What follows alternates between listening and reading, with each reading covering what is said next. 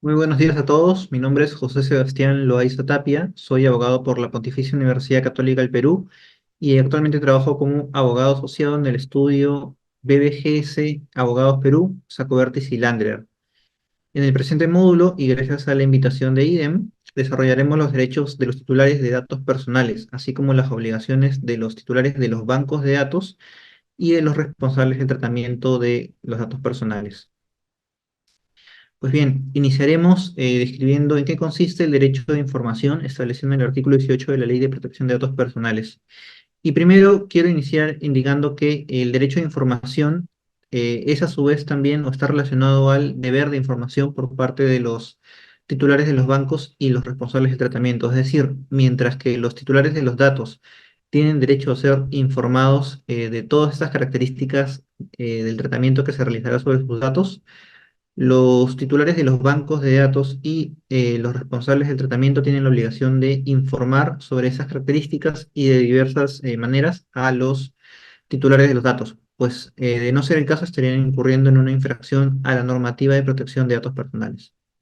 Entonces, podemos comenzar indicando que el derecho de información implica que los titulares de los datos deben recibir información idónea y veraz por parte del responsable o del titular del banco de datos, a fin de que puedan tomar decisiones en las que expresen indubitablemente su voluntad respecto del tratamiento de sus datos personales.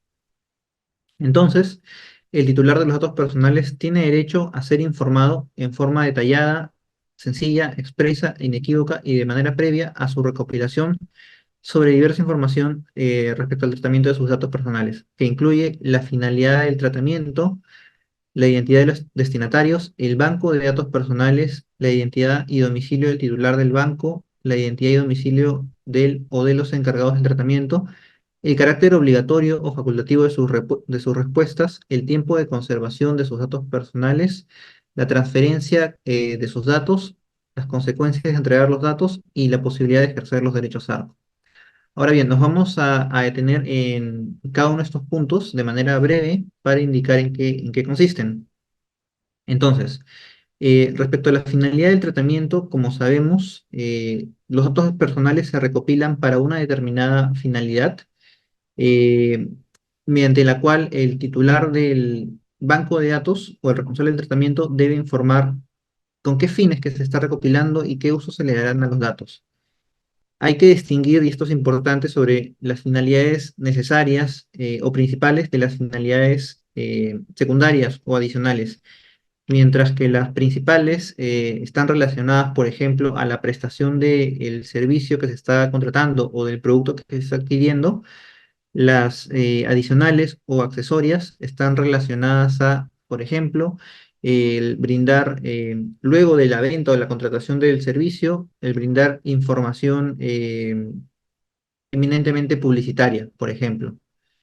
Entonces, esta finalidad secundaria no es necesaria para llevar a cabo la principal y por lo tanto tiene que distinguirse de manera bastante detallada cuáles son las finalidades principales y las finalidades secundarias. Y por supuesto, para que el consentimiento sea considerado libre, como se ha visto en un módulo anterior, eh, no puede estar sujeto el consentimiento para la finalidad secundaria a la de la finalidad principal. Es decir, si yo contrato un determinado servicio, no pueden obligarme a también estar de acuerdo o consentir el que me envíen información publicitaria adicional. Tiene que encontrarse a través de un método distinto, independiente, para que yo pueda, si estoy de acuerdo, consentirlo y si no, negarme a que utilicen mis datos para dicha finalidad accesoria o secundaria. Ahora, la identidad de los destinatarios. Esto quiere decir que los titulares de los datos deben estar informados debidamente sobre quiénes son los que recibirán o podrán recibir los datos personales que serán compartidos por el titular del banco de datos personales o el responsable. Podrían ser, por ejemplo, los encargados del tratamiento a los que se les va a compartir los datos para que realicen alguna gestión determinada, o empresas del grupo empresarial del titular del banco de datos personales a quienes se le va a compartir los datos, eh, pero por supuesto no puede considerarse que se cumple con informar debidamente sobre la identidad de los destinatarios si es que simplemente se deja o se utilizan términos bastante generales como por ejemplo empresas de grupo empresarial, las personas que a quienes resulte necesario compartir los datos, sino que tiene que especificarse la identidad de estos. Por ejemplo, incluir la razón social de la empresa a la cual se le va a compartir los datos, también el RUC, Registro Único de Contribuyentes, y para efectos de la transferencia de datos también, si en caso se encuentren ubicados fuera de Perú, hay que indicar cuál es el país y en caso sea una transferencia nacional, es decir, dentro de Perú, también detallarlo. Asimismo, se tiene que informar sobre el banco de datos personales. Esto quiere decir que se informe cuál es en concreto el banco de datos en el cual se están almacenando los datos. Y para ello es necesario, como sabemos, y vamos a detallar más adelante también durante el presente módulo, que los titulares de los bancos de datos registren los bancos ante la Autoridad Nacional de Protección de Datos Personales. Este es un procedimiento relativamente sencillo, pero tienen que tener registrados los diversos bancos de datos que utilicen, por ejemplo, un banco de datos para sus trabajadores y un banco de datos para sus clientes, y tal vez alguno adicional para el libro de reclamaciones o proveedores que puedan ser personas naturales, por ejemplo. Entonces, al momento que se registra un banco, esto se hace a través de una denominación concreta que tiene el banco y, a su vez, la autoridad en la resolución directoral mediante la cual se registra el banco informa al titular del banco sobre el código de registro. Estos datos, la denominación y el código de registro, es necesario informarlos para que se cumpla con este requisito. También, por supuesto, es necesario informar sobre la identidad y el domicilio del titular del banco de datos personales, la identidad y domicilio del o de los encargados del tratamiento, que como lo comentábamos anteriormente, previamente, eran, por ejemplo, personas jurídicas que desarrollan cierto servicio para el titular del banco de datos personales y como podría ser el caso, por ejemplo, de un call center que a una empresa determinada le brinda el servicio de bueno, llamadas con los clientes para ponerse en contacto con estos y brindarle alguna información o eventualmente para recibir los reclamos, por ejemplo. También tiene que estar informado entonces el titular del dato sobre dicha identidad y domicilio de los encargados del tratamiento. El carácter obligatorio facultativo de sus respuestas. Esto quiere decir que se debe detallar qué información es necesario entregar y qué información no es necesario entregar para que se cumplan con las finalidades principales del tratamiento. La transferencia de datos, como estábamos mencionando anteriormente, está referida a informar a los titulares sobre cuál es la transferencia que se va a realizar, quiénes son los destinatarios, la finalidad de la transferencia, por ejemplo, podría ser para el contacto mediante call center, para resguardar la información en un determinado, en la nube, por ejemplo, en un determinado archivo que sea prestado por parte del destinatario al titular del banco de datos personales. El tiempo de conservación también es otro punto que se debe informar necesariamente, es decir, por cuánto tiempo se va a mantener almacenado el dato personal del titular.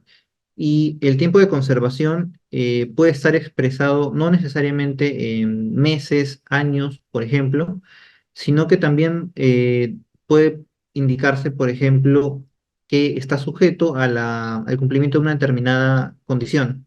Por ejemplo, para la gestión de un contrato, para la ejecución de un contrato, se van a conservar los datos, pero luego de su finalización, entonces se eliminarán. Y es importante tomar en cuenta además que uno de los principios que anteriormente se ha visto está relacionado a que los datos personales no sean tratados más allá de las finalidades para las cuales fueron recopilados. También las consecuencias de entregar los datos deben ser informados a los titulares de los datos personales y la posibilidad de ejercer los derechos ARCO. Es decir, informarles que pueden ejercer los derechos de acceso, rectificación, cancelación o supresión o deposición y la vía a través de la cual pueden hacerlo. Esto quiere decir, por ejemplo, el correo electrónico que se tiene implementado para recibir las solicitudes de ejercicio de los derechos ARCO, o el domicilio físico en el cual se deben presentar estas solicitudes. Asimismo, también se tiene que informar que en caso la solicitud no sea atendida o sea denegada, o no se encuentre conforme con la respuesta brindada, el titular del dato personal puede acudir también ante la Autoridad Nacional de Protección de Datos Personales para iniciar el procedimiento de tutela que vamos a desarrollar más adelante. Bien, quiero detenerme un poco más en indicar qué significan estas formas en las cuales se debe trasladar la información, es decir, que debe ser detallada, sencilla, expresa, inequívoca y de manera previa a la recopilación. Pues bien, como sabemos y como mencionaba anteriormente, la información debe ser detallada en el sentido de que esté en la medida de lo posible lo más pormenorizada posible, minuciosa y sin obviar ningún dato relevante. Debe ser sencilla además en el sentido que sea comprensible y utilizando un lenguaje amigable para los interesados, de manera accesible. Debe ser expresa en el sentido de que la información debe ser clara, abierta, sin insinuar ni nada, ni dar nada por sentado, eh, y tiene que ser explícita. Inequívoca en el sentido de que la información debe proporcionarse en un único sentido sin dar lugar o generar la posibilidad de duda o equivocación por parte del titular del dato personal. Y de manera previa, claro, en el sentido de que debe ser brindada de manera previa a la recopilación de los datos.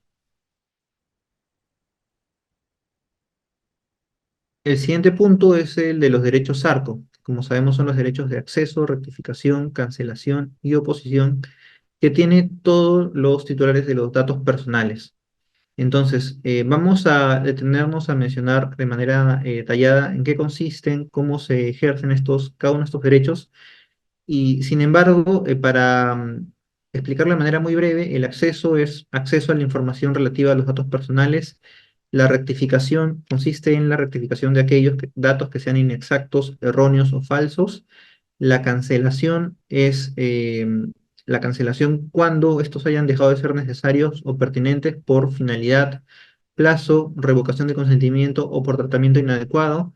Y la oposición al tratamiento por un motivo legítimo y fundado está referido a la situación personal concreta que justifique dicha posición.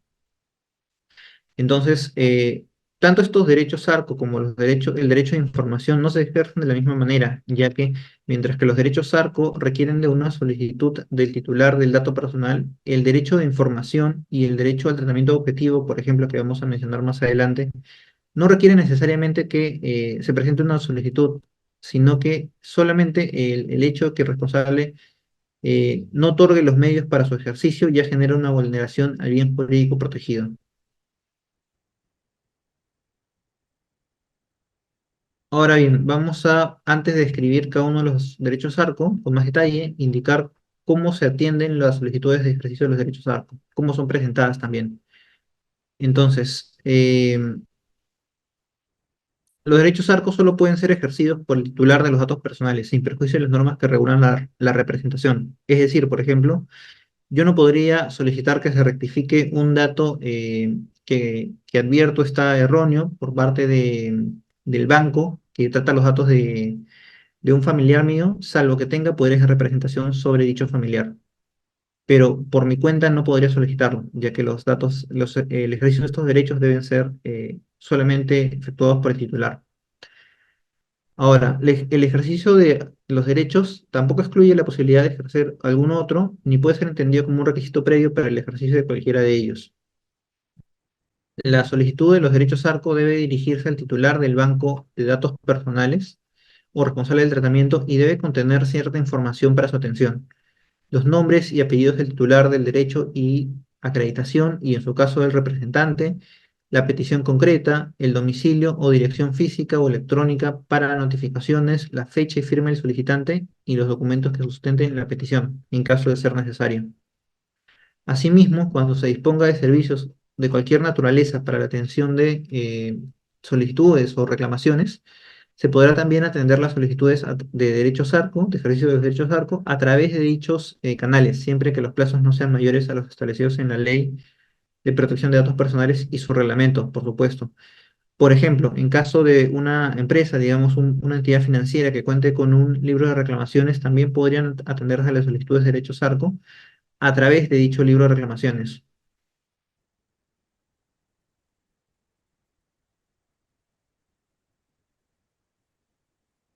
Ahora bien, como comentábamos anteriormente, es necesario que el ejercicio de los derechos ARCO se realice por el propio titular del dato, por lo cual la identidad de estos se considera acreditada por los medios establecidos por el titular del banco de datos personales o el responsable del tratamiento para su identificación, siempre que se acredite la misma conforme a la naturaleza de la prestación del servicio o producto ofertado. Asimismo, deben ser recibidas todas las solicitudes presentadas dejándose constancia de su recepción.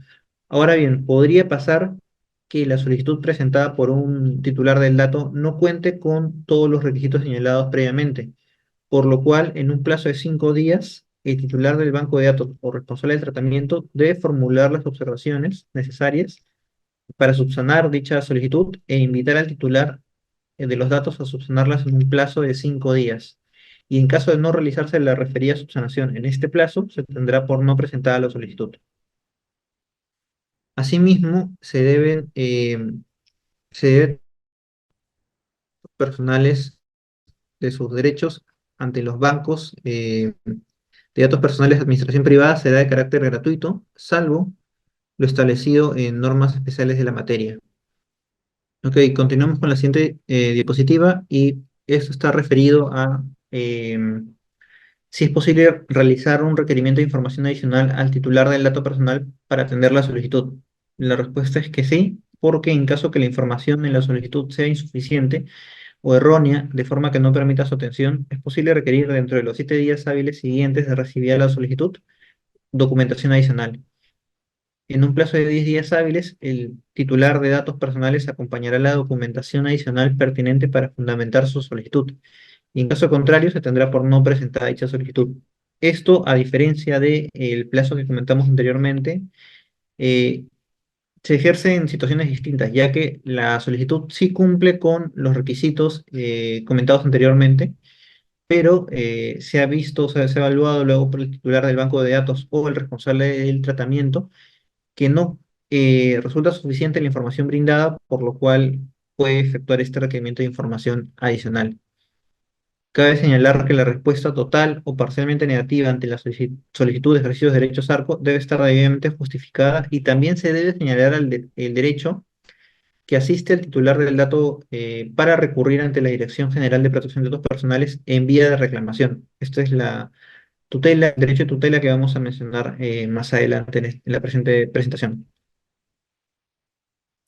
Ok, continuando. Vamos a comentar cuál es la forma de respuesta ante una solicitud de esta naturaleza. Entonces, el titular del banco de datos o responsable del tratamiento deberá dar respuesta a la solicitud en la forma y plazo establecido en el reglamento de la Ley de Protección de Datos Personales, con independencia de que figuren o no datos personales del titular de los mismos en los bancos de datos personales que administre. Y la respuesta al titular de datos personales deberá referirse únicamente a aquellos datos que especifiquen que específicamente se haya indicado en su solicitud y deberán presentarse en forma clara, legible, comprensible y de fácil acceso. En caso de ser necesario el empleo de claves o códigos, deberán proporcionarse los significados correspondientes y corresponderá al titular del banco de datos o responsable del tratamiento la prueba y cumplimiento del deber de respuesta, debiendo conservar los medios para hacerlo. Ahora bien, ¿cuáles son los plazos para atender las solicitudes de ejercicio de los derechos ARCO? El derecho a información cuenta con 8 días hábiles contados desde el día siguiente de la presentación de la solicitud. Este derecho, como vamos a explicar más adelante, se ejerce por la vía del derecho de acceso y está relacionado a él. Sin embargo, mientras que el derecho de información tiene un plazo para ser atendido de 8 días hábiles, el derecho de acceso puede ser atendido en un plazo de 20 días hábiles contados desde el día siguiente de la presentación de la solicitud. Y si la solicitud es estimada, es decir, no es denegada la solicitud, sino que se accede a lo solicitado por el titular del dato, el acceso debe hacerse efectivo en un plazo como máximo de 10 días hábiles siguiente a el envío de dicha respuesta. Otros derechos como los de rectificación, cancelación u oposición que veremos más adelante cuentan con un plazo de días hábiles desde el día siguiente de presentación de la solicitud para poder ser atendidos. Ahora, salvo el plazo establecido para el ejercicio del derecho a información, los plazos que corresponden para la respuesta de las demás solicitudes pueden ser ampliadas una sola vez y por un plazo igual como máximo, siempre y cuando las circunstancias lo justifiquen. Y esta justificación de la ampliación del plazo deberá comunicarse al titular del dato personal dentro del plazo que se pretende ampliar. Ahora bien, vamos a continuar con la explicación detallada de cada uno de los derechos ARCO. El primero es el derecho de acceso, y este consiste en que el titular de los datos personales tiene derecho a obtener la información que sobre sí mismo sea objeto de tratamiento en bancos de datos de administración pública o privada, la forma en que sus datos fueron recopilados, las razones que motivaron su recopilación y a solicitud de quién se realizó la recopilación, las transferencias realizadas o que se prevén hacer de ellos, así como todas las condiciones y generalidades del tratamiento de los mismos.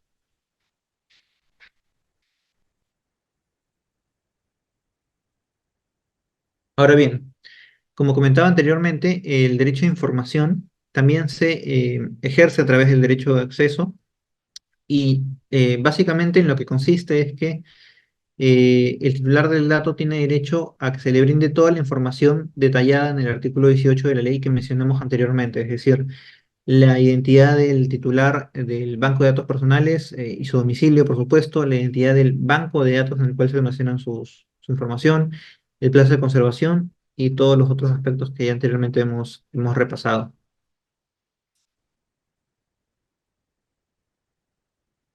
Ahora, un aspecto importante antes de pasar al siguiente derecho arco es que cuando atiende el derecho de acceso, cuando se brinda respuesta a una solicitud y esta es positiva, eh, debe tenerse en cuenta que el titular del dato tiene derecho a acceder a los datos, a sus datos personales. Por lo tanto, no pueden compartirse datos de terceros.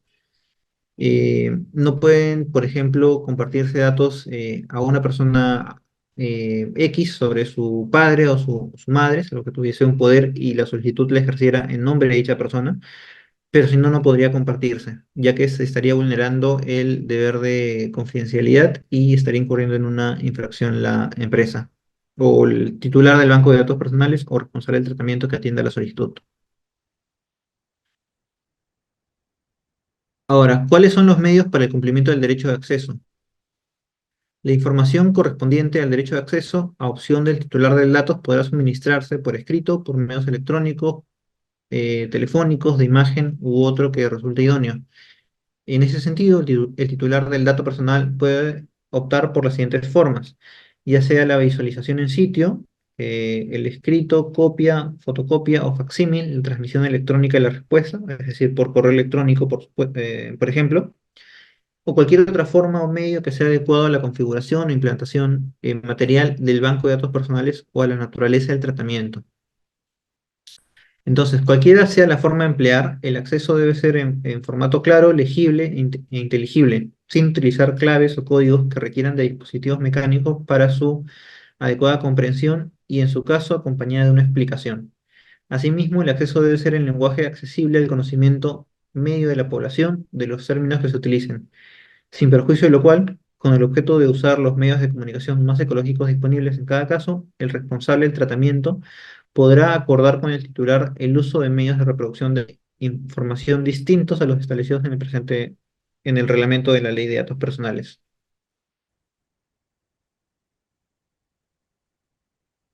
Ahora bien, vamos a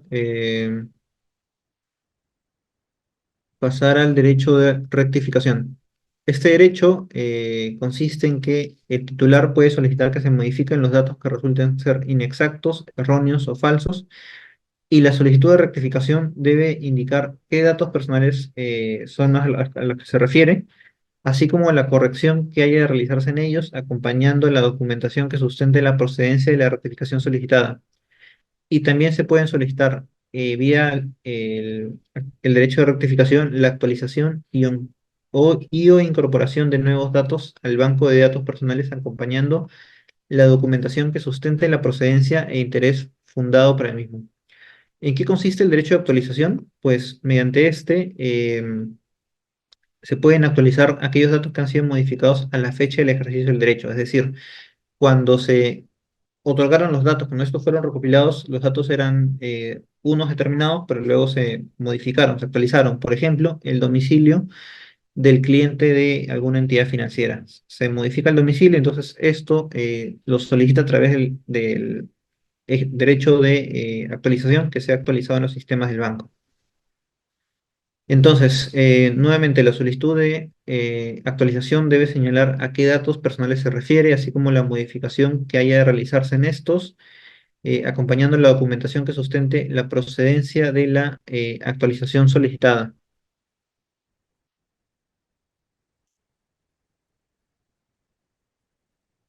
La inclusión, por su parte, consiste en que los datos sean incorporados a un banco de datos personales, así como que al tratamiento de los datos personales se incorpore aquella información faltante que la hace incompleta, omitida o eliminada en atención a su relevancia para dicho tratamiento. La solicitud de inclusión nuevamente debe indicar a qué derechos personales se refiere, a qué datos personales, perdón. La incorporación que debe realizarse en ellos, acompañando la documentación que sustente la procedencia e interés fundado para el mismo. Continuaremos ahora con el derecho de cancelación.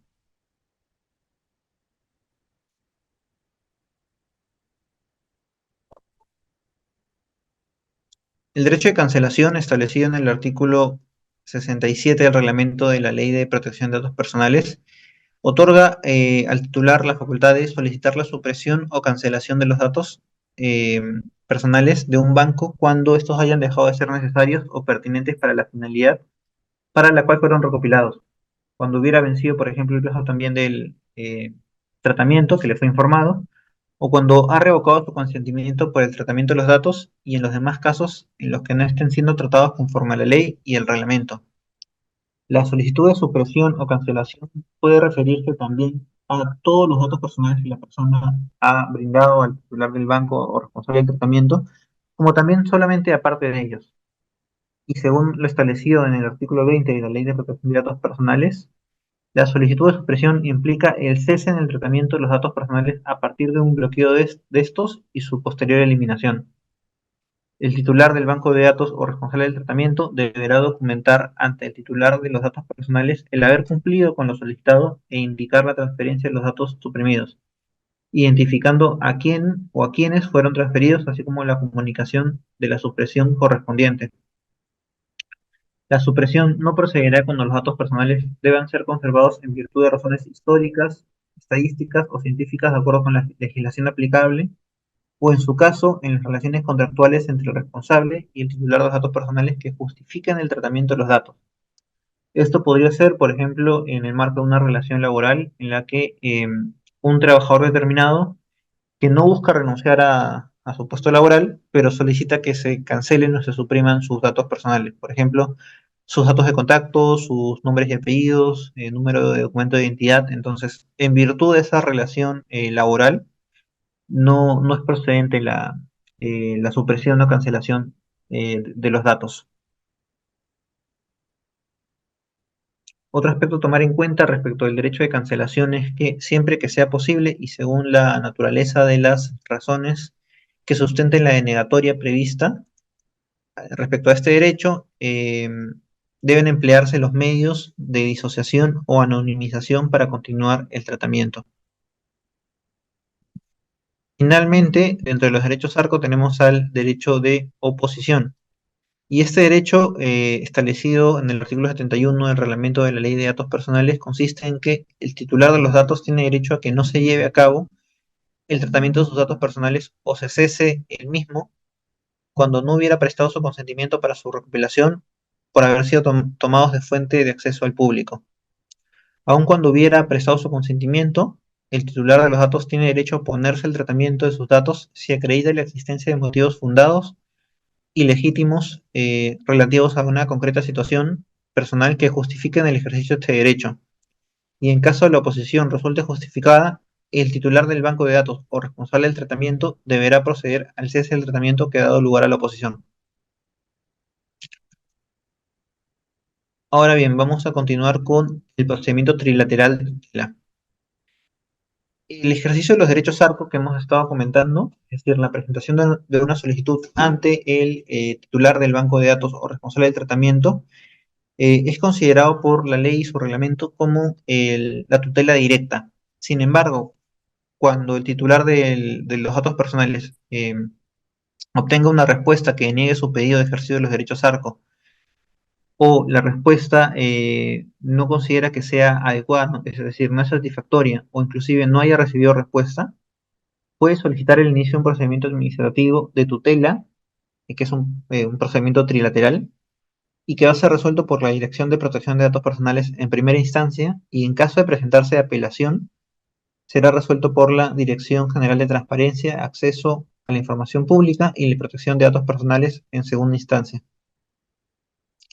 El plazo máximo en el cual se resuelve este procedimiento trilateral de tutela es de 30 días desde recibida la contestación del reclamado o desde el vencimiento para el plazo de presentación de dicha contestación y puede ampliarse como máximo por un plazo de 30 días adicionales, atendiendo, claro, a la complejidad del caso en concreto.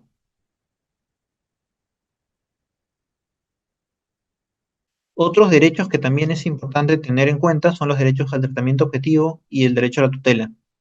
Mientras que el derecho al tratamiento objetivo quiere decir que el titular no puede verse sometido a una decisión con efectos jurídicos sobre él o que le afecte de manera significativa sustentada únicamente en un tratamiento de datos personales destinado a evaluar determinados aspectos de su personalidad o conducta, salvo que ello ocurra en el marco de la negociación, celebración o ejecución de un contrato o en los casos de evaluación con fines de incorporación a una entidad pública de acuerdo a ley, sin perjuicio de la posibilidad de defender su punto de vista, para salvaguardar su legítimo interés.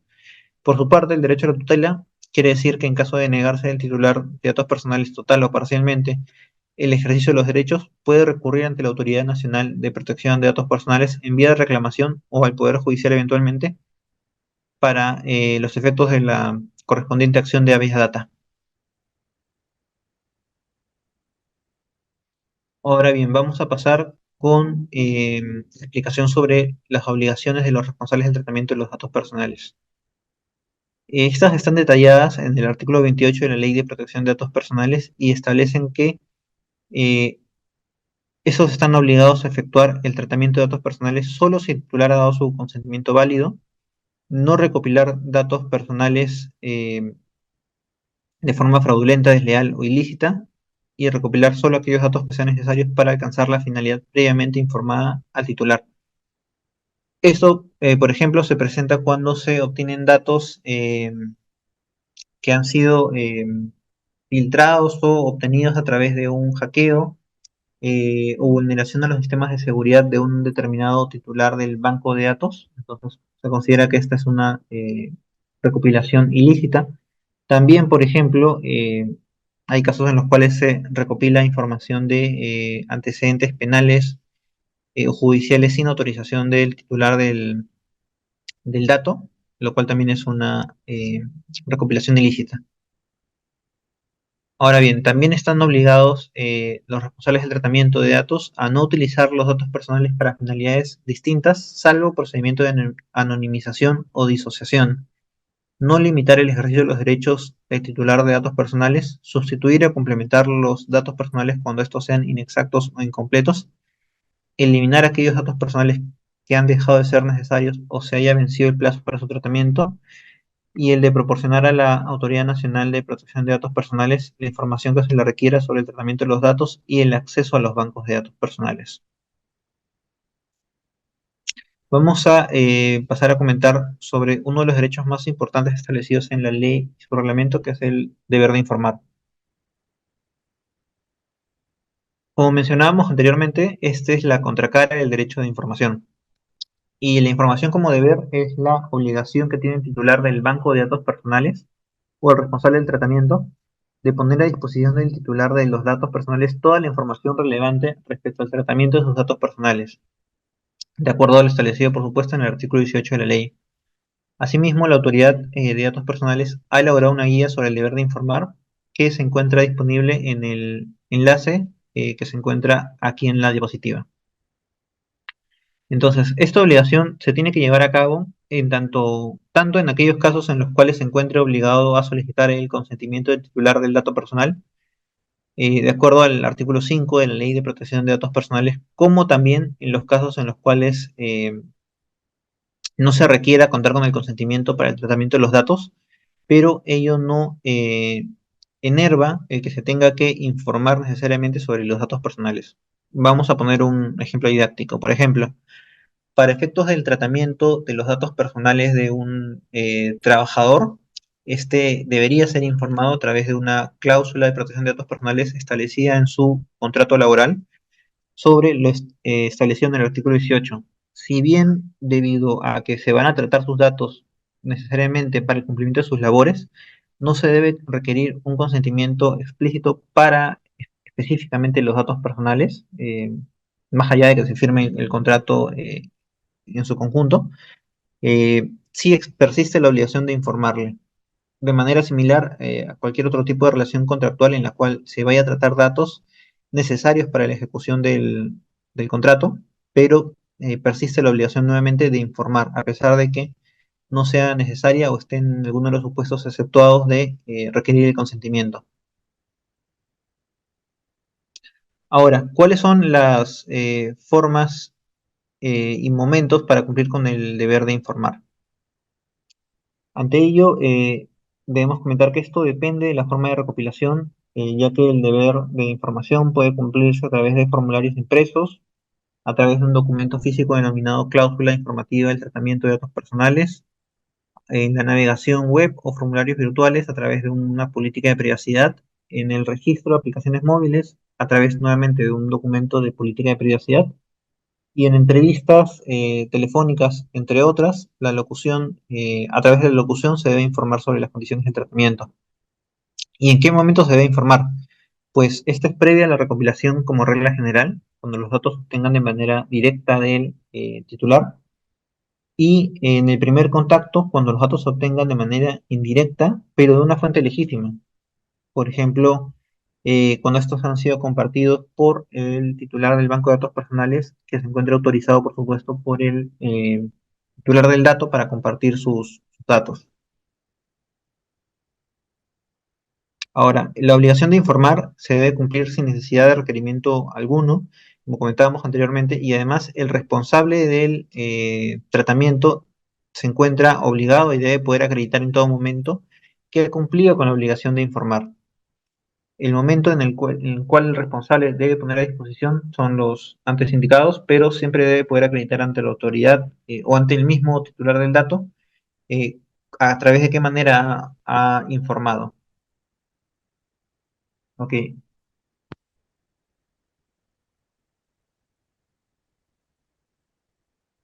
Hay algunos aspectos importantes a tomar en cuenta sobre el deber de información dependiendo de la modalidad que se utilice para la recopilación de los datos. Por ejemplo, cuando se utilizan formatos impresos, eh, hay ocasiones en las cuales por la estructura del diseño del documento no es posible incorporar toda la información contenida en el artículo 18 de la ley, por lo cual debe incorporarse la que resulte más relevante y además incorporarse una nota en la que se informe la ubicación de la información completa. Esto no quiere decir, por ejemplo, que es aplicable para el caso de contratos en los cuales debe haber una cláusula de protección de datos personales, sino para casos en los cuales se recopilan datos a través de, digamos, un pequeño boletín o un cupón para un sorteo. Entonces, por las características propias del diseño de este documento o de estos documentos, claro, no se puede indicar todo lo establecido en el artículo 18 o resulta bastante complejo. Sin embargo, hay información mínima que se debe informar y también se debe indicar, por supuesto, cuál es la ubicación de la información completa sobre el tratamiento de los datos personales. Por ejemplo, en la guía para el deber de informar se tiene este anexo en el cual se indica cuál es la información mínima a informar en el formato impreso, que incluye la identidad y domicilio del titular del banco de datos, la finalidad del tratamiento, los destinatarios, la posibilidad de ejercer los derechos ARCO y también la ubicación de la información adicional, que puede ser, por ejemplo, no necesariamente mediante un medio físico, sino también uno virtual, como podría ser la página web del titular del banco de datos. Ahora, otro aspecto a tomar en cuenta cuando tenemos formatos en línea. Y en estos casos, el deber de información se satisface a través de un documento independiente que es denominado política de privacidad, la cual debe encontrarse fácilmente accesible e identificable por el titular de los datos personales. Y en cuanto al detalle de los destinatarios o receptores de los datos personales, si la relación empresarial es muy extensa, por ejemplo, para el caso de grupos empresariales, se puede colocar un hipervínculo que dé cuenta de dicha información. Vamos a desgranar un poco esa información. ¿Qué quiere decir que la política de privacidad se encuentre fácilmente accesible e identificable por el titular de los datos personales?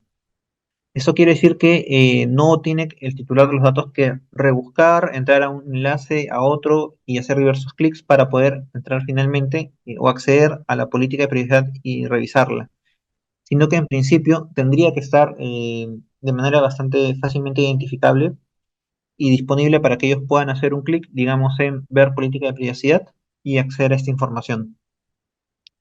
Por ejemplo, cuando se está completando un formulario en línea, debería haber un checkbox en el cual te indique, he leído y aceptado la política de protección de datos personales y en ese mensaje de política de protección de datos personales incluye un hipervínculo a través del cual se accede a esta documentación. Por otro lado, la segunda oración de este párrafo quiere decir que cuando se va a informar sobre, por ejemplo, la transferencia a un determinado número de personas jurídicas o naturales, pero que por la extensión del listado es complejo incluirlo en la propia política, lo que se puede hacer es incorporar un hipervínculo a través del cual se derive al detalle de estas personas naturales o jurídicas, de los terceros que van a ser los destinatarios de los datos y que puede actualizarse, por supuesto, este documento de manera mucho más sencilla que, que en la actualización de toda la política de privacidad. Entonces, es una de las opciones que ha informado la autoridad a través de la guía para el deber de informar. Luego tenemos, y este es un caso especial, el de la recopilación de datos y cómo se cumple con el deber de informar a través de una línea telefónica. Pues bien, la información básica en una entrevista telefónica se debe ofrecer a través de una locución clara, trasladando la información requerida en el artículo 18 de la ley de manera concisa y asegurándose que el interlocutor haya comprendido la información proporcionada antes de proceder a la recopilación de la información.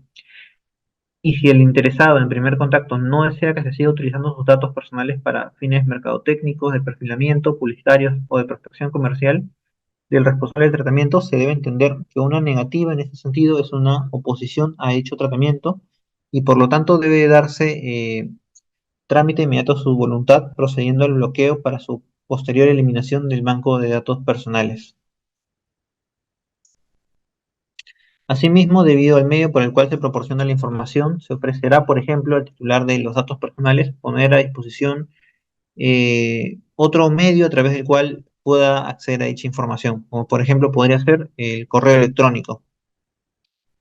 Finalmente, en la locución telefónica se debe proporcionar como mínimo la siguiente información: la identidad y domicilio del titular del banco de datos o responsable del tratamiento, y de ser el caso, el encargado del tratamiento, como podría ser, por ejemplo, el supuesto de un call center que se utilice para contactar a los clientes, como mencionábamos anteriormente, y nuevamente hay que informar también sobre la identidad, además del titular o responsable del tratamiento, también del call center.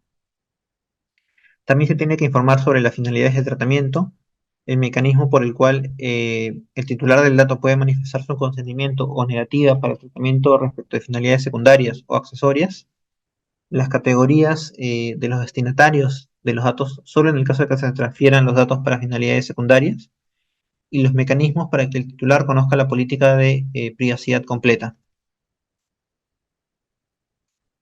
Ahora bien, vamos a pasar con otra de las obligaciones más importantes de los titulares de los bancos de datos o responsables del tratamiento, que es la de registrar sus bancos de datos. Como sabemos, existe un Registro Nacional de Protección de Datos Personales y en este registro se inscribe información como los bancos de datos, así como los datos relativos a estos que sean necesarios para el ejercicio de los derechos que corresponden a los titulares y las comunicaciones de flujo transfronterizo. En este segundo punto, por ejemplo, hemos tomado un extracto de una de las resoluciones que concede la inscripción de un banco de datos y concretamente respecto del flujo transfronterizo que se realiza en este banco y se tiene que informar, por ejemplo, información como el país destinatario de los datos personales, eh, indicar también el nombre, tipo y documento de identificación de la entidad receptora de los datos, la categoría de receptores de los datos personales, la finalidad de la transferencia internacional y el consentimiento de los titulares, por supuesto, para la realización de dicha transferencia internacional. Ahora bien, vamos a pasar a explicar sobre las medidas de seguridad. Eh, de acuerdo con el artículo 16 de la Ley de Protección de Datos Personales, el titular del banco de datos personales debe adoptar medidas técnicas, organizativas y legales que garanticen su seguridad y eviten su alteración, pérdida, tratamiento o acceso no autorizado. Para esos fines, la Autoridad de Datos Personales ha brindado una directiva, ha publicado una directiva de seguridad que se encuentra disponible en el link indicado en la diapositiva. Y este documento es un instrumento que posibilita un accionar ajustado a derecho de aquellas personas, sean naturales o jurídicas, que realizan tratamiento de datos personales. Y como la propia directiva lo señala, esta orienta sobre las condiciones, requisitos y las medidas técnicas que deben tomar en cuenta para el cumplimiento de la ley y su reglamento.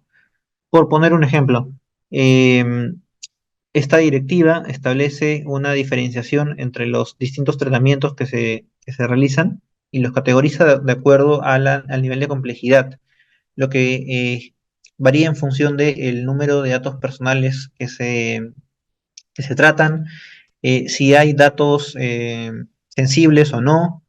Entonces, dependiendo del tipo o categoría de tratamiento de datos personales, si esto es crítico, sencillo, complejo, las medidas de seguridad varían. Sin perjuicio de ello, el reglamento de la Ley de Protección de Datos Personales en su capítulo 5 establece algunas medidas de seguridad. Por ejemplo, en cuanto al tratamiento de la información digital, los sistemas informáticos que manejen bases de datos deben incluir en su funcionamiento el control de acceso a la información desde el registro de un usuario, la gestión de privilegios, la identificación del usuario ante el sistema, la implementación de contraseñas, uso de certificados digitales, tokens, entre otros, así como realizar una verificación periódica de los privilegios asignados. Y también deben generar estos sistemas y mantener registros que proveen evidencia sobre las interacciones con los datos lógicos. Es saber en qué momento y quiénes han tenido acceso a los datos y han realizado tratamiento con ellos. Por otra forma, por otro lado, respecto a los ambientes en los cuales se procesa, almacene o transmite la información, estos deben contar con controles de seguridad implementados que sean apropiados para resguardar la seguridad de la información.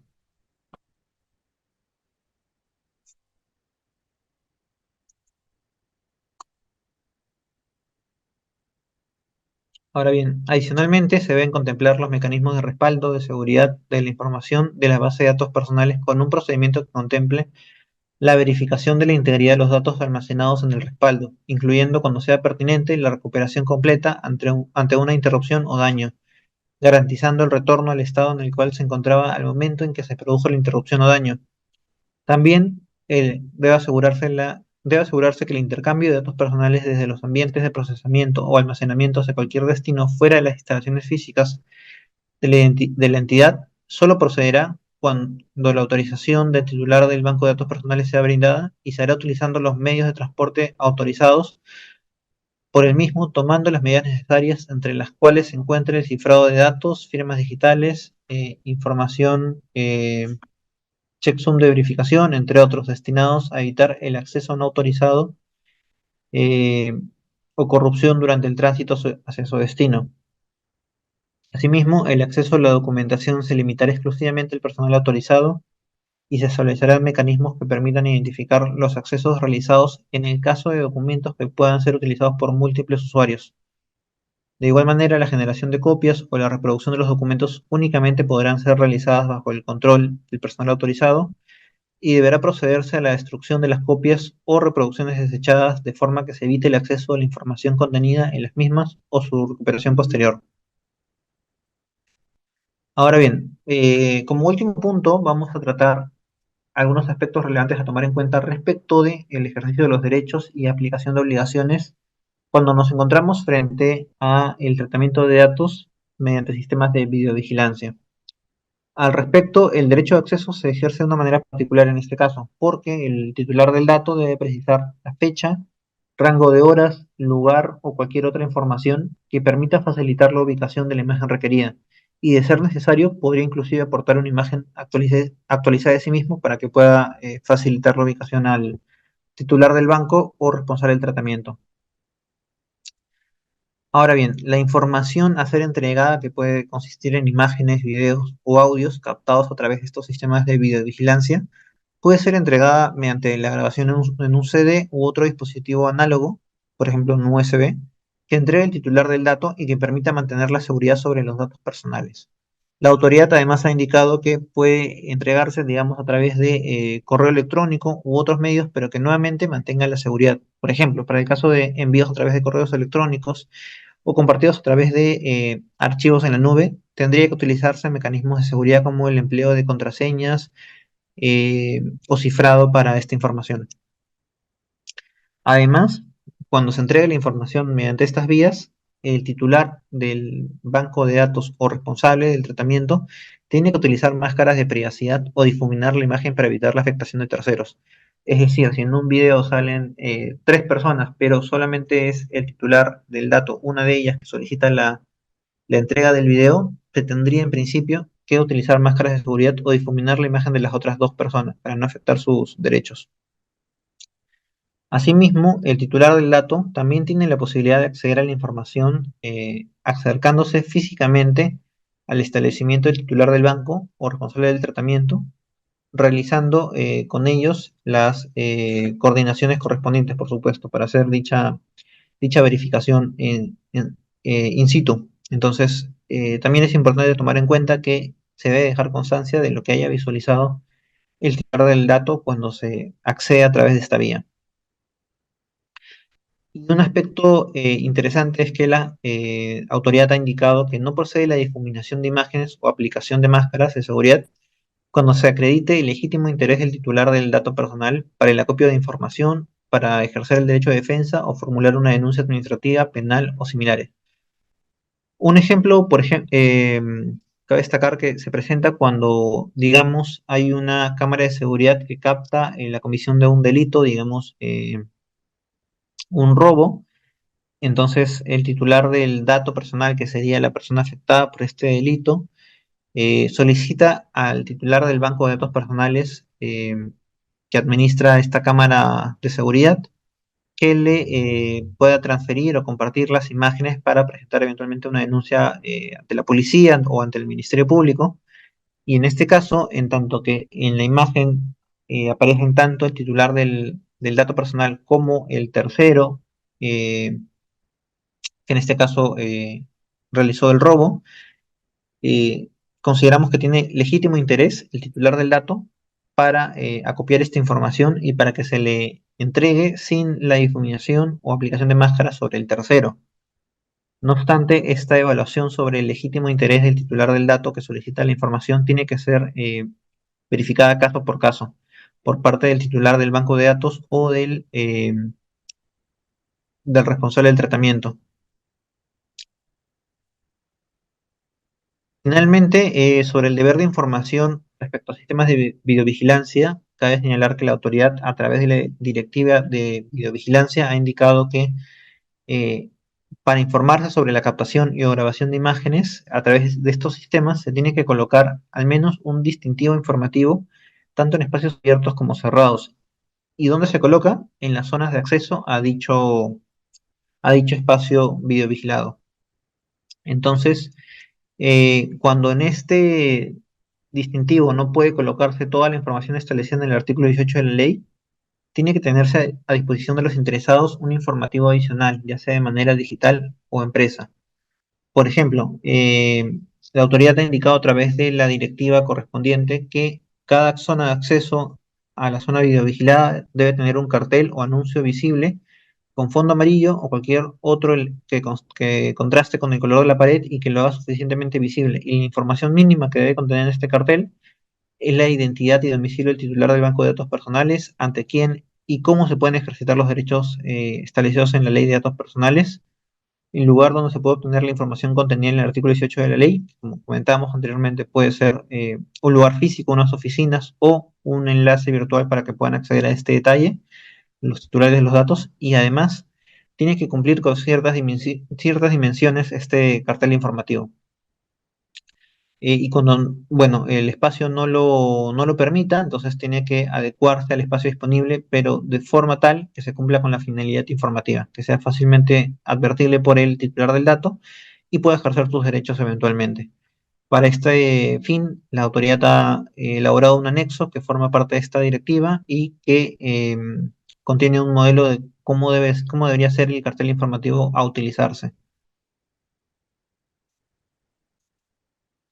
Muchas gracias por su atención. Con ello concluimos el presente módulo, y solamente quería comentar que en caso de cualquier consulta o duda sobre la presente exposición, por favor comuníquense con el equipo de IDEM. Gracias.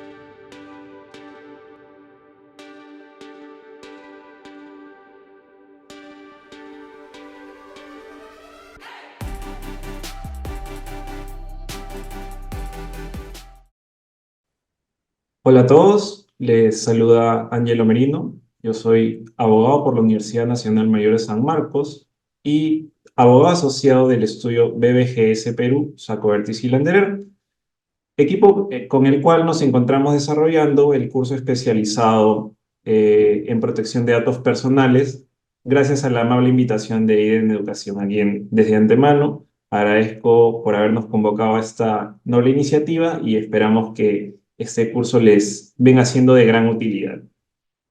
A mí me ha tocado en particular desarrollar lo que vendría a ser el módulo 4, último módulo de este curso, en el cual les voy a comentar un poco acerca del régimen sancionador y la jurisprudencia en materia de protección de datos personales. Es importante saber acerca de ello. Iniciando, como dije, es importante saber por qué es importante contar con un régimen sancionador en materia de protección de datos personales. En primer lugar, podemos hablar de una labor preventiva o de prevención, la cual funge como un elemento disuasorio para aquellos sujetos que pretenden vulnerar los datos personales de sus titulares, ¿no? Esto hace que las empresas tengan mayor cuidado en el tratamiento de los datos personales de los titulares. Así también brinda confianza a los mismos, ya que al contar con un régimen sancionador, también se esperaría que ante la vulneración o la transgresión de los derechos de los titulares de protección de los datos personales, se castigue a aquellos infractores, ¿no? Ahí vendría lo que es la equidad, la cual se entiende como que a mayor grado de infracción, mayor sanción, ¿no? Es decir, y acá vamos a identificar posteriormente cuáles son los tipos de infracciones en materia de protección de datos personales. Asimismo, en cuanto a la evolución de la jurisprudencia, podemos hablar de que los casos que se van desarrollando en el tiempo también sirven para la interpretación y correcto entendimiento de la ley, tanto de la Ley de Protección de Datos Personales, su reglamento, así como las guías y demás directivas y documentos que emite la autoridad. Asimismo, esto también genera mejores prácticas, ya que los administrados van a tomar las medidas de seguridad correspondientes para poder mejorar el tratamiento que le brindan a los datos personales de los titulares que así consienten su tratamiento. Ahora, ¿quién ejerce la potestad sancionadora en materia de protección de datos personales? Es importante saber que en virtud del principio de legalidad, solamente la potestad sancionadora puede ser otorgada por ley express. En este caso, el artículo 32 de la Ley de Protección de Datos Personales señala que la Autoridad Nacional de Protección de Datos Personales es quien ejerce la potestad sancionadora en esta materia. Lo hace a través, en primera instancia, a través de la Dirección de Protección de Datos Personales y en segunda instancia y última instancia administrativa, a través de la Dirección de Transparencia, Acceso a la Información Pública y Protección de Datos Personales. Ahora, antes de hablar propiamente del procedimiento administrativo sancionador en esta materia, es importante irnos un pasito atrás al procedimiento de fiscalización, cuyo objetivo es justamente determinar si concurren las circunstancias que justifiquen o no el inicio de un procedimiento administrativo sancionador contra el sujeto fiscalizado, ¿no? Esto se puede dar siempre de oficio, pero a través de dos vías, ya sea por una denuncia de parte de cualquier persona natural o jurídica, o también de la propia administración pública, o por iniciativa directa de la Autoridad de Protección de Datos. Ahora, en cuanto al procedimiento de fiscalización por denuncia de parte, tenemos que los requisitos para poder presentar una son tres. Primero, la identificación del denunciante, ¿no? Básicamente sus datos como el nombre, apellidos, número de documento de identidad y fundamentalmente el domicilio a través del cual va a recibir las notificaciones que se le cursen durante el procedimiento. Asimismo, también se deben relatar los hechos que fundamentan su denuncia, así como adjuntar los documentos que la sustenten. Finalmente, se deberán indicar los datos del denunciado, ¿no? Así como su domicilio o cualquier dato que permita su ubicación, ¿no? Ahora, en cuanto a la forma de presentar una denuncia de parte, tenemos dos vías. Primero, a través de un soporte físico en la mesa de parte física del Ministerio de Justicia, que se ubica en el distrito de Miraflores, o a través de la mesa de partes virtual con el formulario web, ¿no? El cual le estoy mostrando aquí en pantalla, ¿no? Hay un hipervínculo para que lo puedan descargar y aquí se muestra este formulario web que está disponible, como digo, lo pueden encontrar googleándolo o bueno, a través de este hipervínculo, ¿no? Siguiendo, tenemos que el procedimiento de fiscalización tiene algunas etapas. En primer lugar, tiene una duración máxima de 90 días hábiles, ¿no? El cual puede ser ampliado por una decisión debidamente motivada de la Dirección de Fiscalización e Instrucción, ¿no? Hasta por un máximo de 45 días hábiles. Ahora, eh, dentro de este procedimiento de fiscalización es importante conocer que se pueden realizar visitas de fiscalización bajo un programa. ¿Qué quiere decir esto? Que luego de realizar la primera visita de fiscalización, al sujeto fiscalizado se le cursará un programa de visitas, las cuales no pueden tener una extensión entre cada una de estas de más de 10 días hábiles. Ahora, una vez realizada la diligencia de fiscalización o inspección, se levanta el acta correspondiente, la cual puede ser observada por el sujeto fiscalizado y colocar las observaciones que consideren pertinentes, ¿no? Ya sea por lo suscitado en el transcurso de la diligencia, los documentos que han sido recabados o si en todo caso, por ejemplo, solicitase la confidencialidad de algún documento. Asimismo, esta acta también puede ser observada por escrito dentro de los 5 días hábiles siguientes al levantamiento de la misma. Bien, ahora, ¿cómo concluye el procedimiento de fiscalización? En estricto, la Dirección de Fiscalización e Instrucción emite un informe recomendando o no el inicio de un procedimiento administrativo sancionador. Así concluye el procedimiento de fiscalización, ¿no? A través de los elementos que ha podido recabar la Dirección de Fiscalización e Instrucción de la autoridad, se va a recomendar o no el inicio de un procedimiento administrativo sancionador contra el sujeto fiscalizado, ¿no? Ya sea el titular del banco de datos personales, encargado del tratamiento o el responsable del propio tratamiento. Es importante señalar también que no cabe la interposición de recurso administrativo alguno contra el informe de fiscalización. No, esto básicamente, cualquier contradicción o defensa contra el informe que emite la DFI deberá ser ya puesto en conocimiento de la autoridad en el propio procedimiento administrativo sancionador en caso alguno se inicie.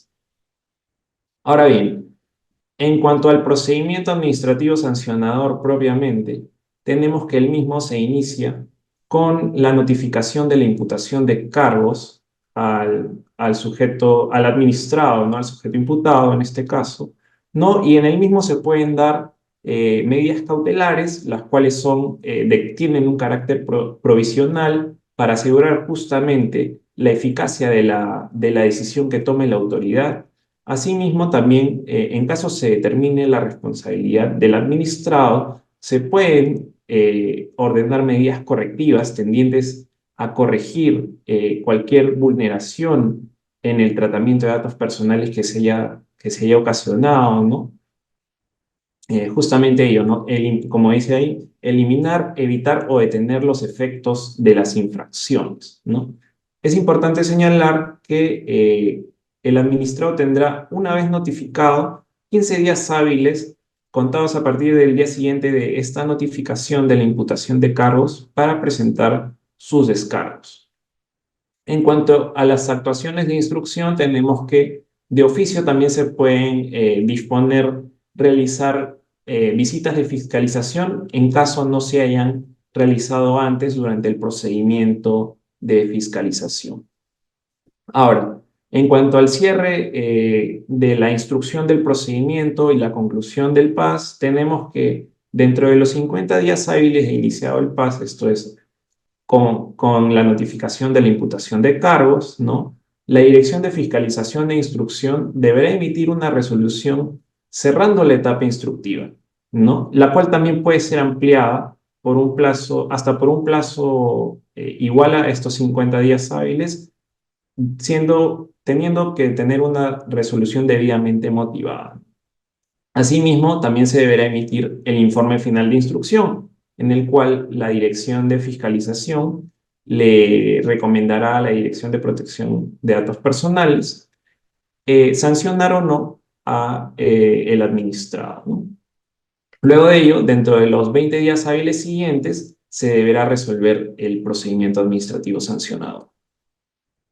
Ahora, es importante señalar que contra la resolución de primera instancia se puede interponer los recursos de reconsideración con el requisito de la nueva prueba, ¿no? O el recurso de apelación en un plazo máximo de 15 días hábiles de notificada la resolución final.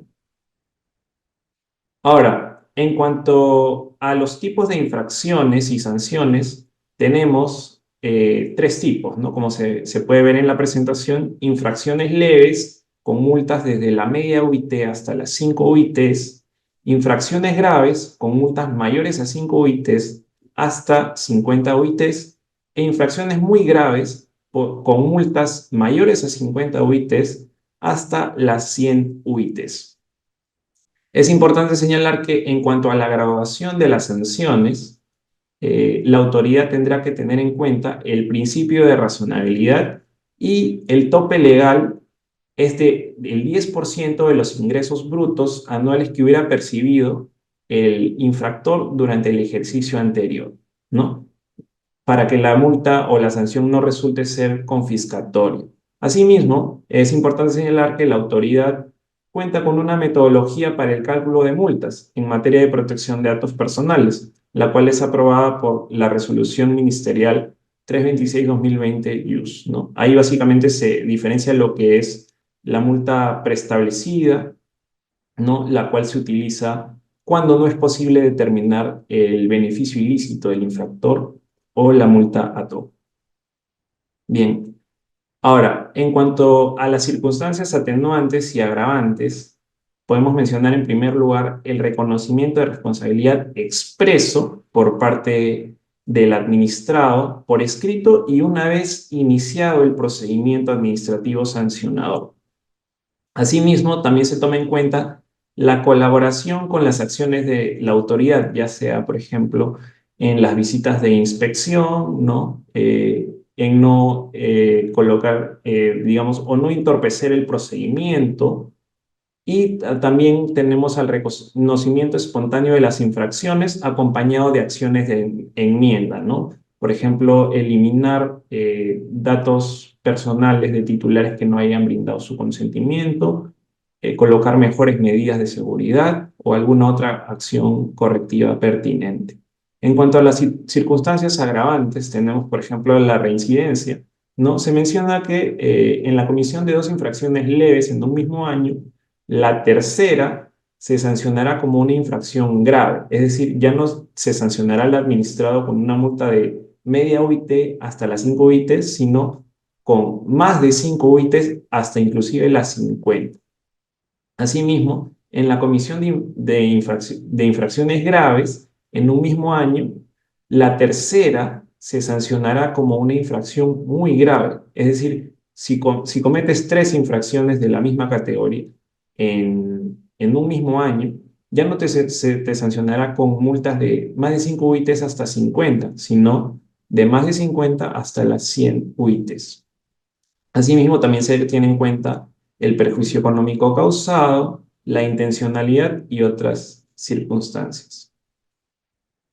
Ahora bien, en cuanto a los casos en materia de protección de datos personales que podemos traer en este curso, me parece relevante hablar del caso de Renzo Costa, cuya resolución directoral pueden encontrar a través de este hipervínculo. Ahí pueden descargar la resolución, ¿no? ¿Por qué? Porque durante la pandemia, muchos proveedores de servicios, de bienes o servicios, se dedicaron a lo que es el comercio electrónico, ¿no? Y como las personas no podían salir de sus casas a comprar directamente en las tiendas de retail, ¿no? El producto les llegaba a sus hogares y muchas veces había un problema cuando no se reconocían haber recibido algunas compras, ¿no?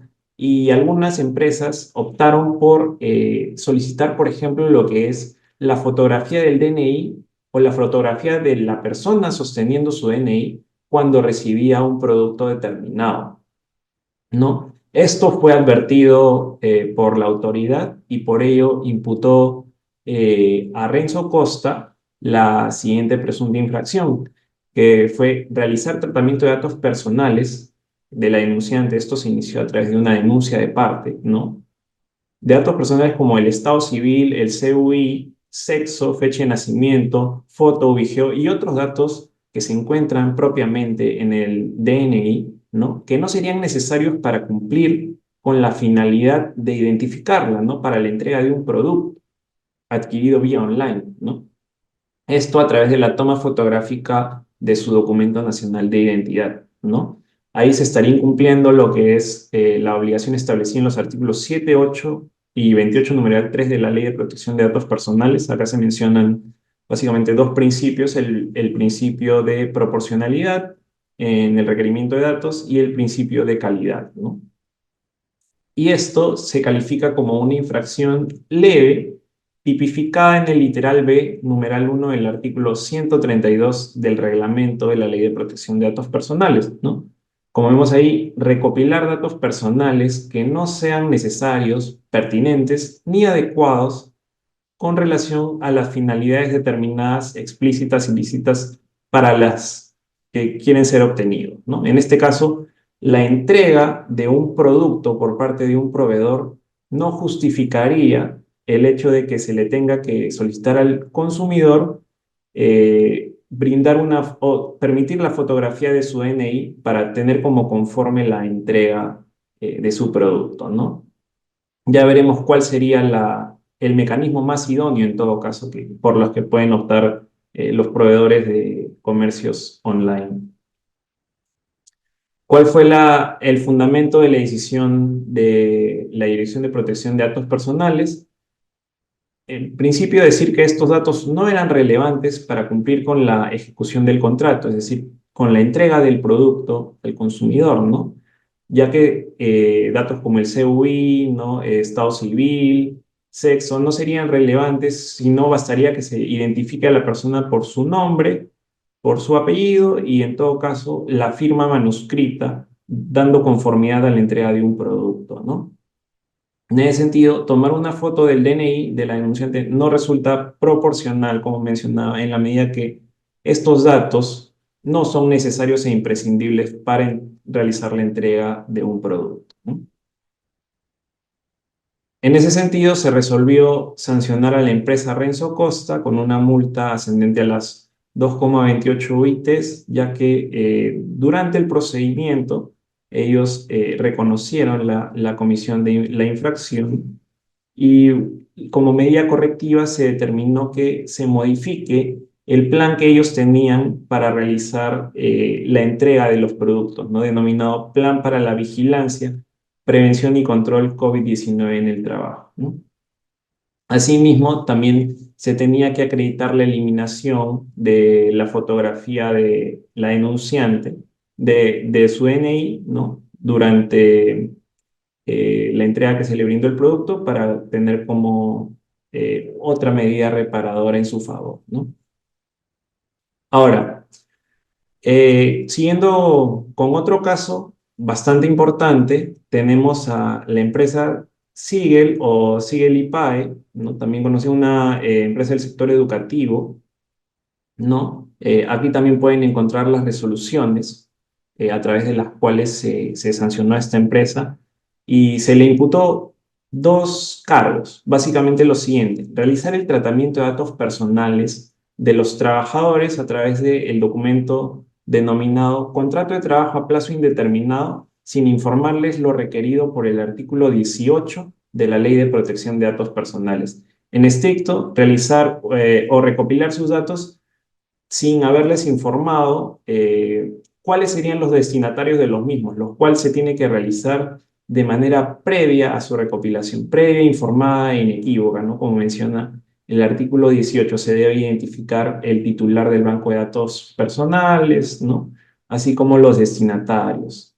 Esta situación generaba una infracción grave a criterio de la autoridad, tipificada en el literal A del numeral 2 del artículo 132 del Reglamento de la Ley de Protección de Datos Personales, ¿no? No atender, impedir u obstaculizar el ejercicio de los derechos del titular de datos personales de acuerdo a lo establecido en el título 3 de la ley y su reglamento, ¿no? Esta omisión de informar a los trabajadores quiénes serían los destinatarios de sus datos personales no permitía que ellos puedan ejercer sus derechos, ¿no?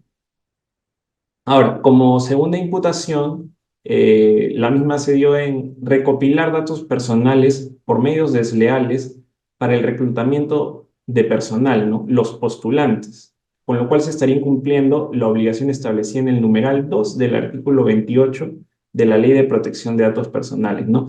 No obtener o tratar datos personales a través de fuentes ilícitas o desleales, ¿no? Dicha situación se configuraría con una infracción muy grave, tipificada en el literal B del numeral 3 del artículo 132 del reglamento, ¿no? Recopilar datos personales mediante medios fraudulentos, desleales o ilícitos. Ahora, ¿cuáles fueron los fundamentos de la autoridad respecto de la primera imputación? Como les adelantaba un poco, eh, en estricto, ¿no? Básicamente, el hecho de que no se informaba quiénes eran los destinatarios de los datos personales que brindaban sus trabajadores, ¿no? Se puede tener, digamos, la guía que figura aquí, la guía para el deber de informar, que también pueden descargarla a través de este hipervínculo. Mencionaba, como decía el administrado, que se podían realizar categorías de destinatarios cuando estos eran una lista larga, digamos, y no se podía consignar en el documento, en este caso, la cláusula de tratamiento de datos del contrato de los trabajadores.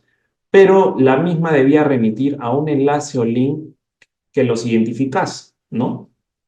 Así como la finalidad para cual sus datos iban a ser trasladados a este destinatario, ¿no? Entonces, como la empresa administrada CEL no probó que contaba con un enlace o con una remisión que determinase la identificación de los destinatarios de datos personales, es que justamente la autoridad determinó sancionarlo, ya que a su criterio esto impedía el ejercicio de los derechos de los titulares de los datos al no conocer quiénes iban a ser los destinatarios de los mismos, ¿no? Aquí podemos ver un pequeño ejemplo de cómo se deberían consignar los destinatarios de los datos personales para cumplir con lo estipulado en la ley y el reglamento, ¿no?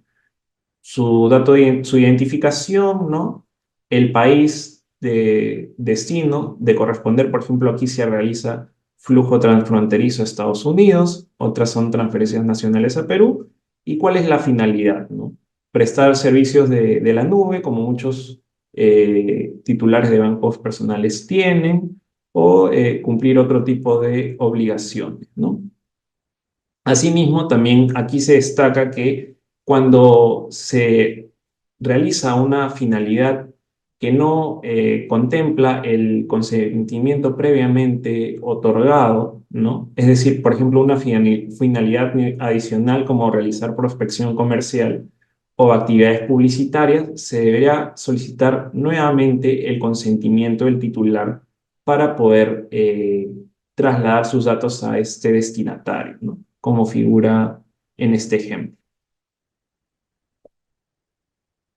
Seguidamente, en cuanto a la imputación referida a que se obtenía los datos de los postulantes, ¿no? Sus antecedentes penales, antecedentes judiciales y policiales, a través de una fuente ilícita, en este caso, una tercera empresa era quien le brindaba el servicio de búsqueda de antecedentes a la empresa CEL, ¿no? Para que sus postulantes puedan pasar por este proceso y ser finalmente contratados, ¿no? La autoridad identificó que esta plataforma era una plataforma ilícita, ¿no? Manejada por una tercera empresa que no se encontraba autorizada para realizar este tratamiento, ¿no?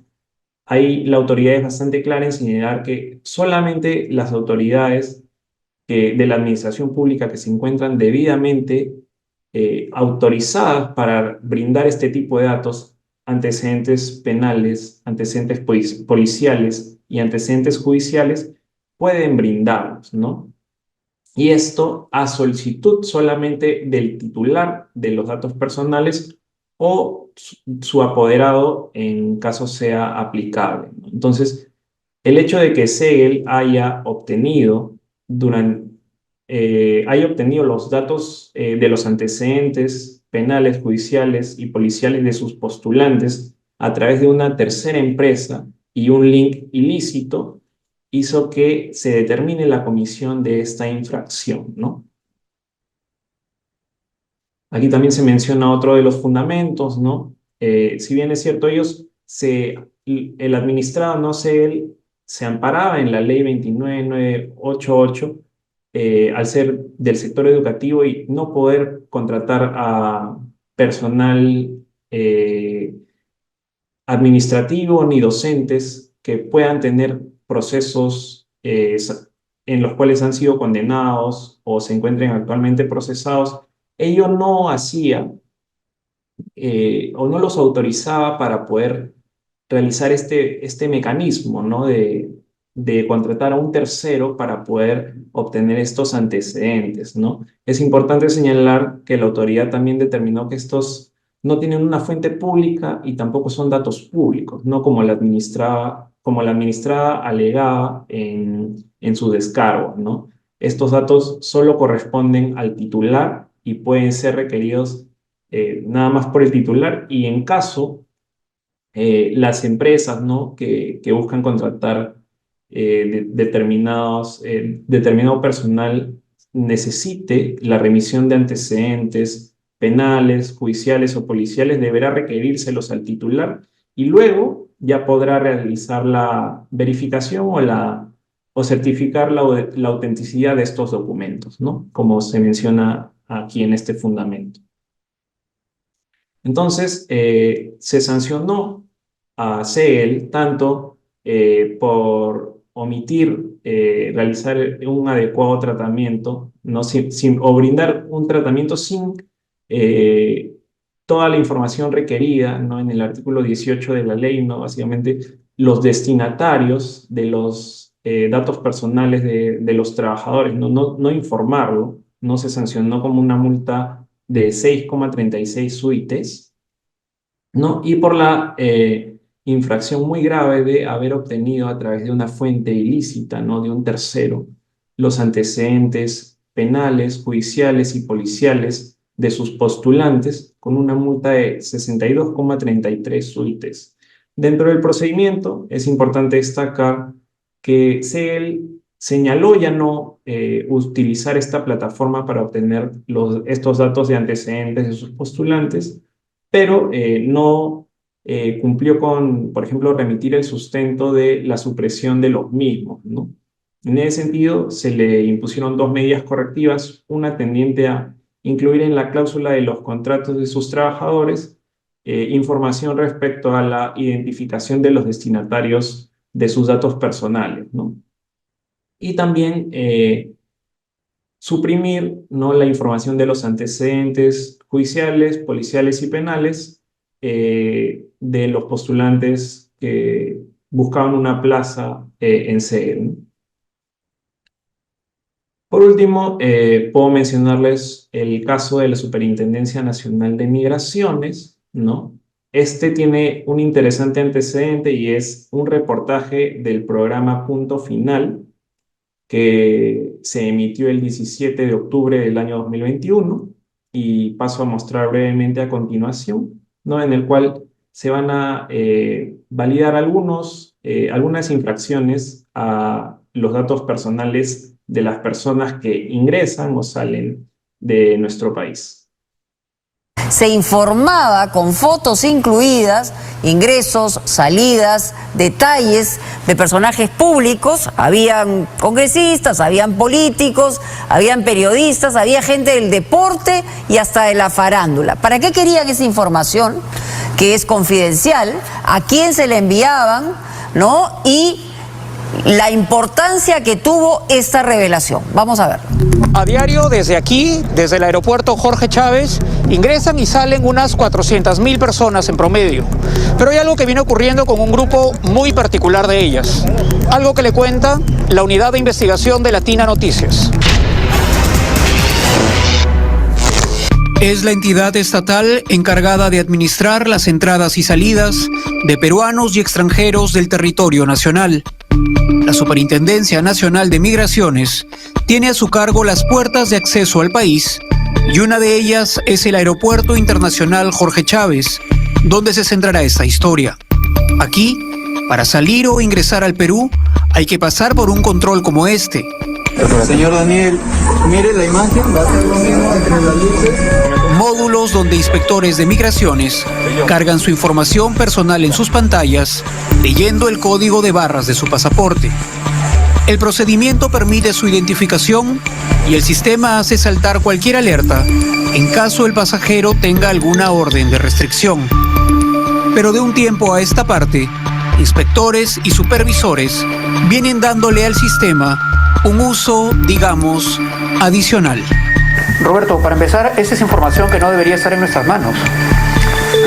Bueno, efectivamente, ¿no? Esto contiene información personal, ¿no? Información además del tránsito migratorio de las personas, ¿no? Esto es información que debería estar protegida además con niveles de seguridad según la legislación vigente en el Perú. Y los funcionarios encargados de tratar esta información solo deben usarla única y exclusivamente para la finalidad que esta información les ha sido entregada, ¿no? Lo que hasta ahora parecía un trabajo profesional y confidencial se ha convertido para funcionarios de migraciones del aeropuerto en un festín. El equipo de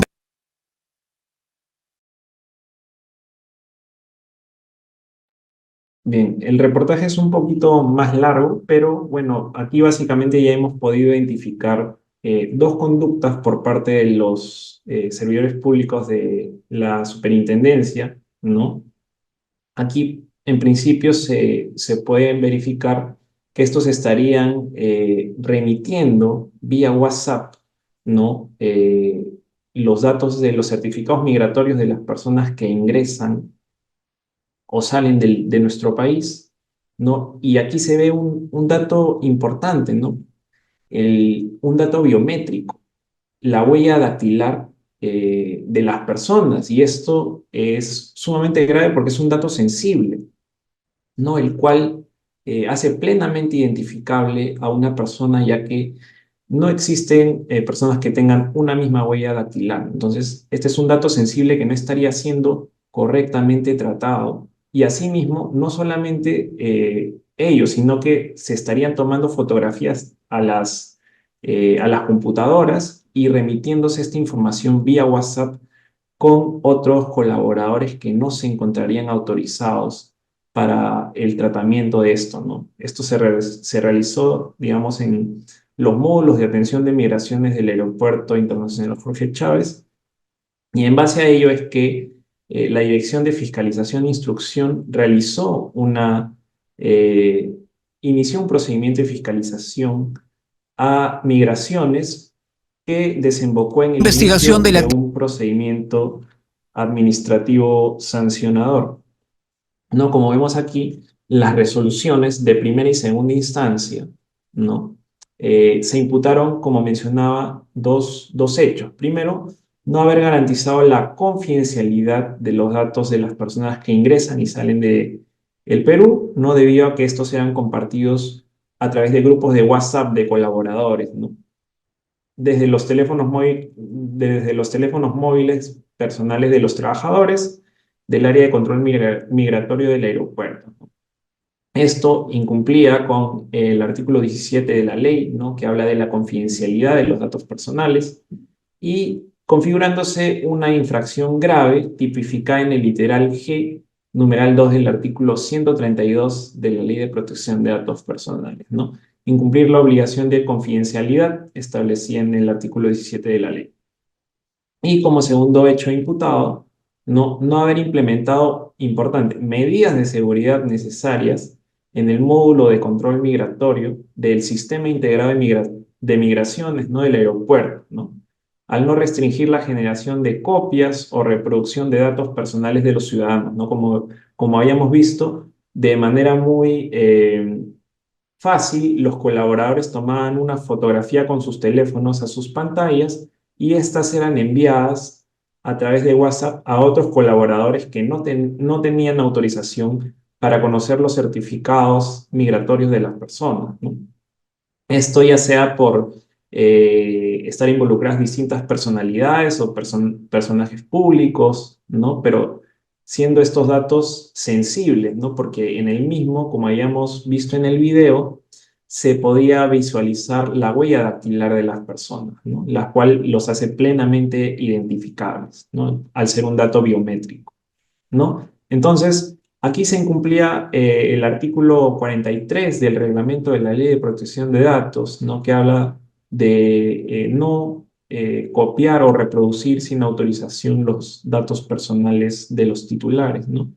Infracción grave tipificada en el literal C del numeral 2 del artículo 132 del reglamento de la Ley de Protección de Datos, ¿no? Realizar tratamiento de datos personales sensibles como la huella dactilar, incumpliendo las medidas de seguridad establecidas en la norma.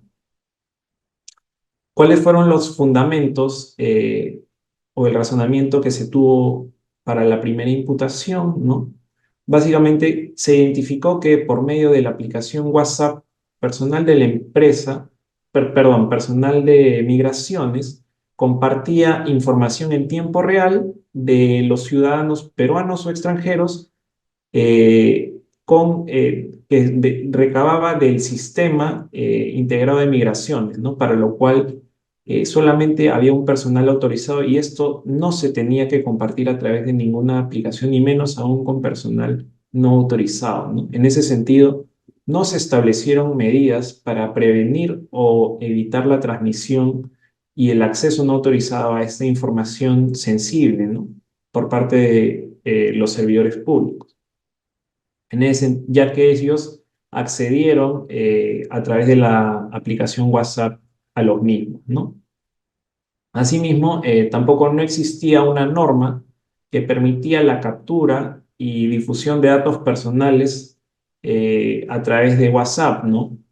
No se contemplaba que los servidores públicos tomasen una fotografía de los certificados migratorios de las personas, ya sea por temas de riesgos o seguridad como amparaba o como alegaba migraciones, ¿no? Para el desenvolvimiento de sus funciones, no resultaba ser necesario, ¿no? Por ello, la comunicación, como se mencionaba, solamente debía ser excepcional y obedeciendo a situaciones de riesgos, pero no teniendo que brindarse la fotografía, ¿no? Sino comunicar a su superior los datos, en todo caso, del ciudadano con esta condición riesgosa, ¿no? Entonces, no era necesaria, como repito, la toma de la fotografía de los datos personales de los ciudadanos y menos aún su envío vía WhatsApp, ¿no?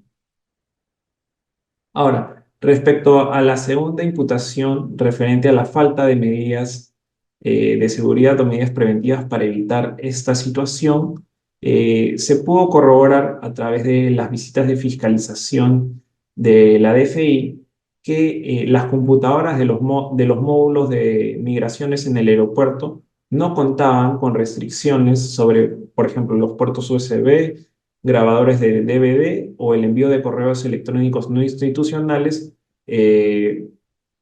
constatándose que no había, pues, no, unas medidas de seguridad pertinentes a la información que se estaba tratando, ¿no? Como repito, los datos biométricos de los ciudadanos, así como su registro migratorio, ¿no? Asimismo, tampoco se regulaba el uso de los teléfonos móviles de los servidores públicos que elaboraban en estos módulos, ¿no? Dándoles indicaciones o algunos parámetros acerca de cómo no usarlos, ¿no? O para qué debería, o cómo podrían usar sus móviles en horario de trabajo, ¿no? Evidentemente, teniendo como prescripción no tomar fotografías a los datos que en el ejercicio de sus funciones podían acceder y compartirlos con terceros no autorizados, ¿no? En ese sentido, en la medida que se realizó un tratamiento de datos, que no se consentía con la norma, no era apropiado con la norma, se determinó pues que habían faltas en las medidas de seguridad de migraciones y por ende también se determinó una sanción, ¿no? Como vemos aquí, se sancionó con 30,38 UITs por la comisión de la infracción grave de incumplir con la obligación de confidencialidad, ¿no? Establecida en el artículo 17 de la ley, ¿no? Como hemos hablado hace un momento, y en cuanto a las medidas preventivas o medidas de seguridad para evitar la copia o reproducción de estos datos, se sancionó con 8,63 suites a migración. Asimismo, se le impuso dos medidas correctivas, ¿no? En principio, difundir entre su personal, ¿no?, documentos de gestión, ¿no?, directivas, un reglamento interno que imponga controles de acceso, capacitación, uso y transmisión de la información a la que se accedía a través de el sistema integrado de migraciones, ¿no?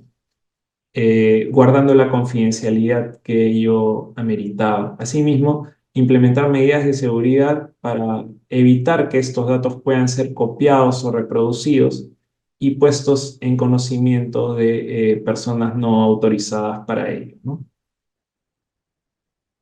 Bien, con eso hemos terminado un poco acerca de, el régimen sancionador, ¿no? Pasando desde el procedimiento de fiscalización al procedimiento sancionador propiamente, establecido tanto en la ley como en el reglamento de protección de datos personales, y hemos visto algunos casos interesantes respecto a, como hemos visto en el caso de Renzo Costa, ¿no? No está permitido tomarle la fotografía del DNI si un proveedor te entrega un producto en tu domicilio, ¿no?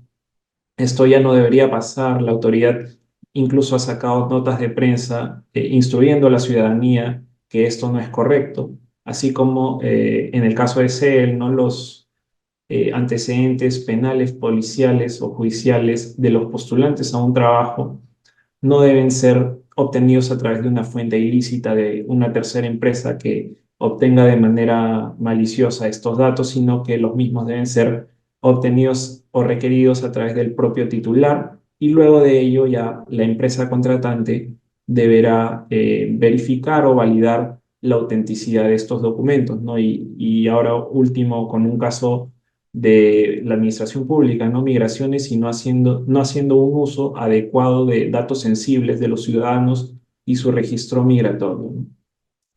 Sin más, agradezco la atención prestada, así como la amable invitación de IDEM a llevar a cabo este curso de especialización junto con el equipo de BBGS Abogados Perú.